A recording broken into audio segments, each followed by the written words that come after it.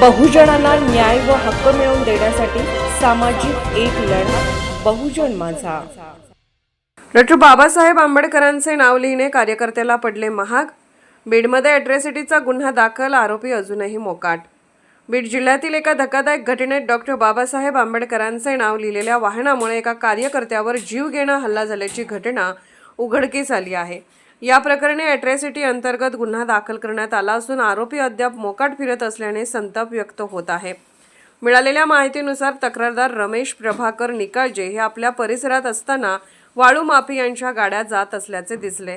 त्यांनी त्या वाहनांना हळू चालवण्यास सांगितले। याच कारणावरून आरोपींनी संतापून त्याच्यावर धारदार शस्त्राने हल्ला केला।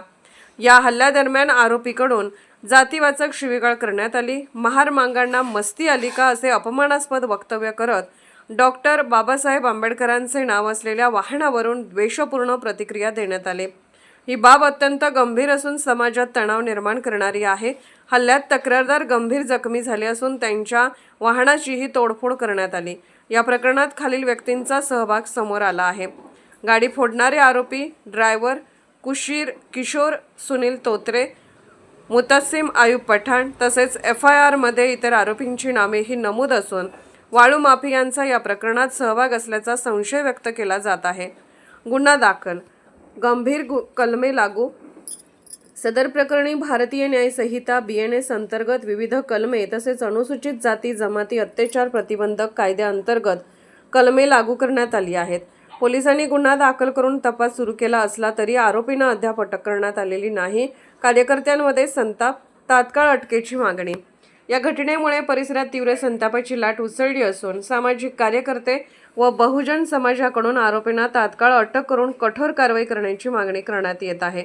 डॉ. बाबासाहेब आंबेडकरांचे नाव घेणे किंवा लिहिणे हा गुन्हा नाही, परंतु त्यावरून हल्ला होणे ही लोकशाहीसाठी अत्यंत धोकादायक बाब आहे, अशी प्रतिक्रिया विविध संघटनांकडून व्यक्त करण्यात येत आहे।